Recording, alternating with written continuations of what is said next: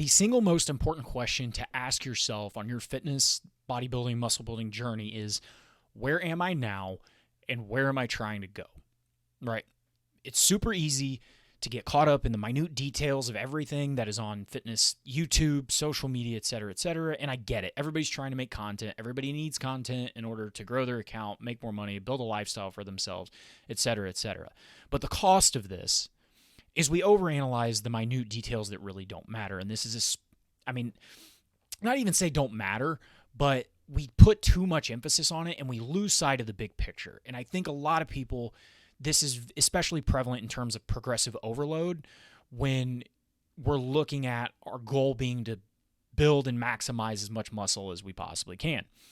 And so that's the frame I'm coming from here, is when I'm talking about building muscle and maximizing your ability to do so, progressive overload and only looking at the load part might be detrimental to some of your progress, and I'll get into the reasons why. But I think, we look at and we see all this stuff like what method works best, what rep scheme works best, sets, frequency, et cetera, et cetera. And we lose sight of the fact that all we're trying to do is slowly progress over time in a way that stimulates muscles to grow.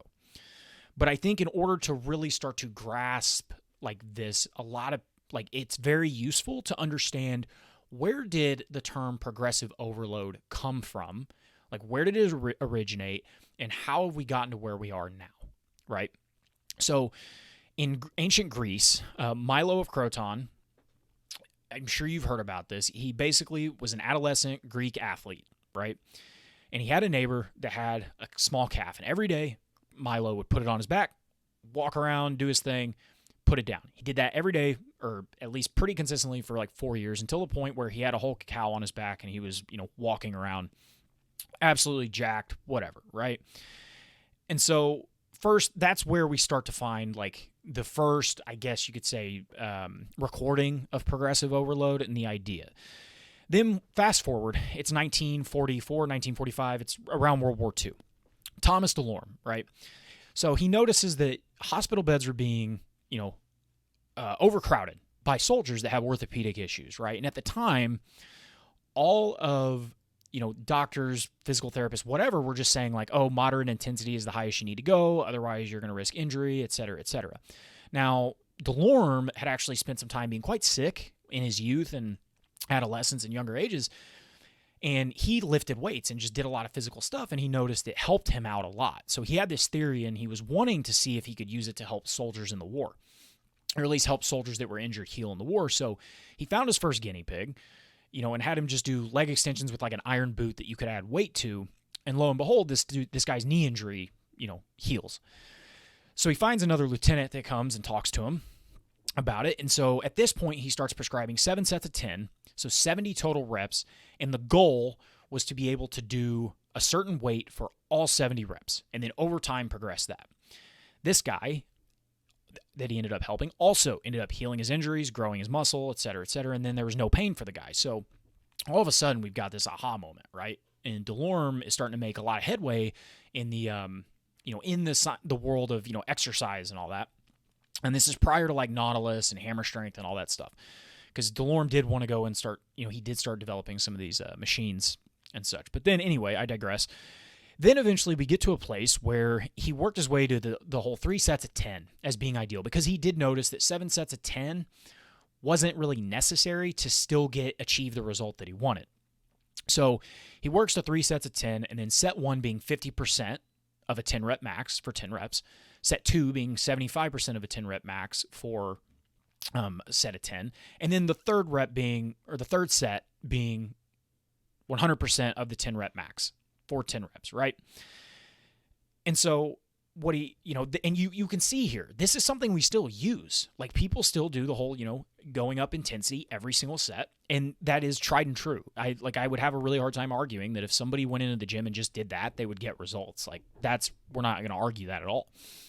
But, the most important question now, and thing that I think there's a lot of debate on, is, should you only focus on load, right? Because I think it's, especially in, in the bodybuilding space, and when your whole goal is physique based or look based, it's really easy to lose sight of the fact that, load isn't necessarily the most important thing that you need to focus on. Now, it is important. I'm not saying it's not, but to say that that is the number one indicator that we should use, I think would be a little bit irresponsible or at least it wouldn't help you get closer to the goal that you're trying to reach, right? Once again, where am I now? Where am I trying to go?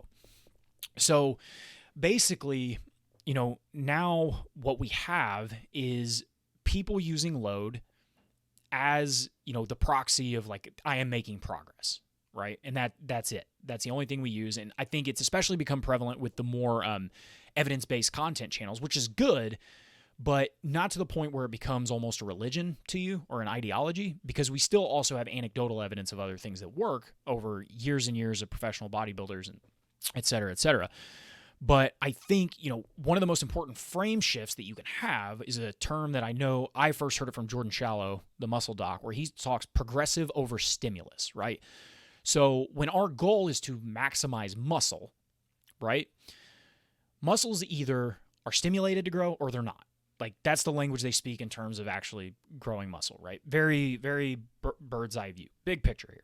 And because of that, we now, if you start to look at it that way, you'll see, okay, there might be other ways that I can measure progress that's not necessarily load. Now, I get it. Load is one of the easiest things to track progress on. It is not easy to track progress on, did I progress because my technique got better? I did fewer reps this week than last week, but my technique got better. And so this is also where it's important. You need to track progress over time, not even necessarily a week-to-week basis. I personally like to look at month-to-month. Did my overall volume just go up over time, or intensity, or whatever, right? Because either way, these are still good indicators. And that's another important thing is, like, nothing is necessarily the end-all, be-all, but it is good to have indicators of progress, right? So, and this isn't to say that, if you focus on strength, you're not going to grow muscle. I'm not saying that at all. Same thing goes for if you're focused on building muscle, you're not going to build strength. Like, you are going to build strength by building muscle, and you're going to build muscle by building strength. But the thing I'm talking about here is if you're trying to maximize, these are things that you might want to consider and start to think about when, as your goals continue to change, or, if you are wanting to, start a new journey. Maybe you were a strength athlete. I was a strength athlete, and then I'm transitioning over to strictly the physique side of things. So first, like, if our goal is to build muscle, then, load isn't the only indicator we can look at, which is a good thing, because that gives us multiple ways that we can track progress, and it gives multiple ways that we can challenge ourselves, right? Which is ultimately, I think that's why everybody goes to the gym, is like they need some sort of outlet to actually challenge themselves. So, looking at like a 1 rep max isn't exactly useful for us, and that is in the literature, that is very apparent. Like, focusing on a 1 rep max if your goal is to build muscle for a physique standpoint, or from a nice physique standpoint, isn't necessarily conducive to the goal. And I would argue that you probably don't want to go below anything that's not based on a 5 rep max, right? So I would say 5 rep max being the lowest rep max that you should that you should base load off of, and then just go up from there. But if we want to build muscle, we need to make sure that we have multiple levers that we can pull on, right? And so for me, this is from, my experience with in the gym over years of doing this, is you can look at you can progress through rep maxes, technique improvement, proximity to failure, the order in which you do exercises in your program, as well as frequency in order to hit higher volumes over time. So the main thing, like, whenever, obviously everybody knows rep max is just adding on reps every week and going for like 8 rep max, 10 rep maxes, et cetera, et cetera. And those are very encouraging, but not to the point where you sacrifice technique, which we will get into in just a second about, standardizing your reps. But exercise ordering is one that I know I never really thought about, and I recently heard it on a podcast with Mike Israetel and Fuad. And so basically, if, let's say you started a program and you started a training block where, you're doing, dumbbell incline chest press first in your workout, right? And you were doing 80s for 10 reps. And so a few weeks later, you decide, I actually don't really like doing that first. I'm going to do a chest fly first to really get my chest going and put some blood there. And then I'm going to go do the incline dumbbell press. And so you do incline dumbbell press second. But what happens is whenever you start doing that, you still do 80s for a set of 10.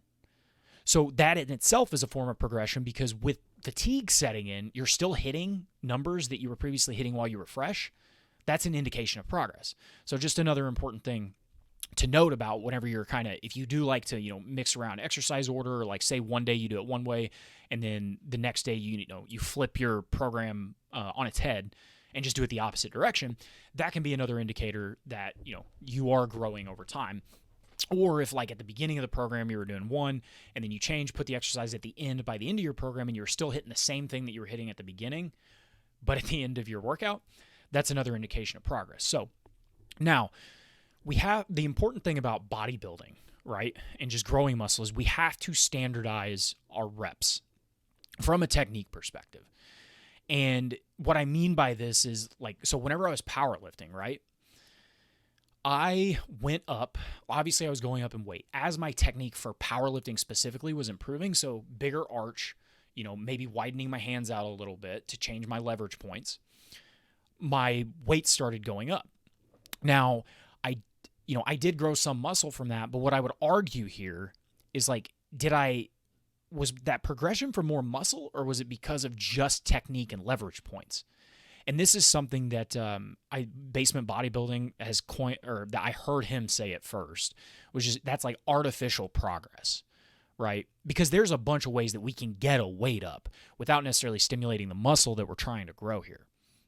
So I think it's really important to understand, you have to standardize your reps and keep them the same, because if, you only focus on load, you're going to do things that, sacrifice the technique of actually stimulating the muscle just for the sake of getting the weight up. And then, now you're playing in that weird middle ground where you say that your goal is to build muscle, yet you're so concerned with load that you're sacrificing the thing that you tell me you're trying to go to, right? So just standardize your reps, and then you can start to progress from there.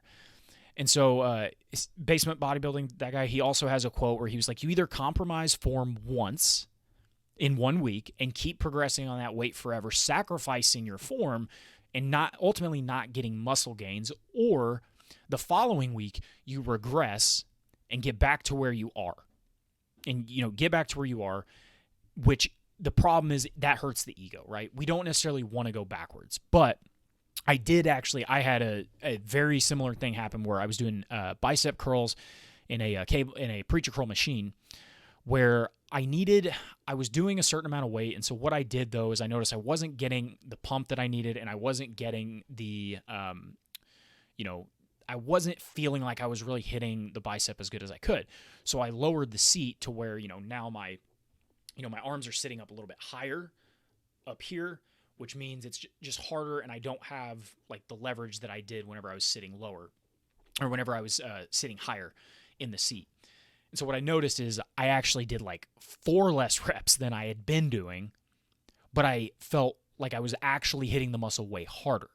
And so in a logbook, you go in and you see, oh, I was only doing, 135 on this, according to this machine, for 12 reps, and 3 weeks later, I did the same weight for fewer reps. But the thing about it is I understood I was stimulating the muscle more than I was prior.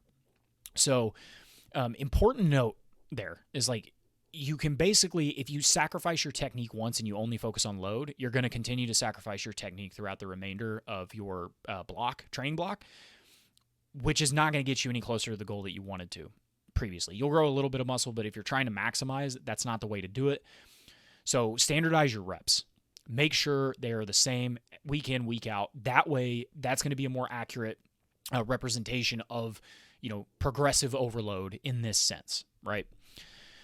And so how I personally like to pull these levers is I try to do one more rep than the previous week if my RIR, or reps in reserve, is the same on my program. Once I go above about 14 or 15 reps, that's whenever I'll go up and load. Right. And obviously it's also lift dependent. So I can do bicep curls for that many reps, but usually something like an incline press or more multi-joint compound movements, I don't really like to go above, if I'm doing RIR 0 If I'm doing no reps left in the tank, I'll go up to 14, 15. But if I'm any shorter than that, I like to stay within that 8 to 12 rep range that has been shown it's pretty standard and it works, right? And then if I increase intensity the next week, so say I lower my RIR from 2 RIR to 1 RIR, I'll use the same weight in the first week and I'll just go. I'll see how many I can do.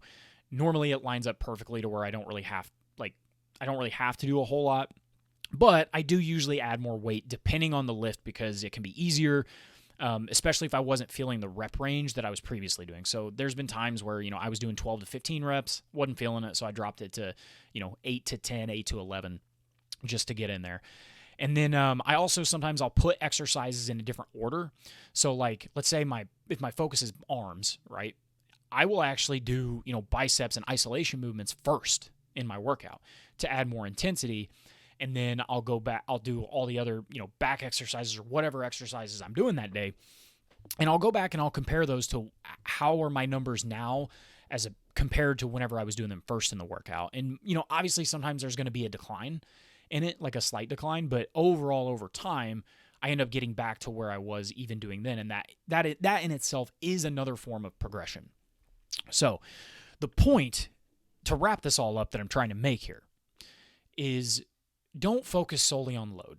And a lot of people get this, confused on whenever it comes to progressive overload. And it's because it's in the name. It's progressive overload, right? But even DeLorme, whenever he was, and I'll put the paper in the description, whenever he was talking about this, he said, like, there are other factors that go into this. Like there's coordination, there's endurance of a muscle to be able to do that set, etc. So like even he understood this. The principle is, yes, add weight, add load, but you also have to understand from the science-based community, load is a lot easier of a measurement to measure in clinical settings.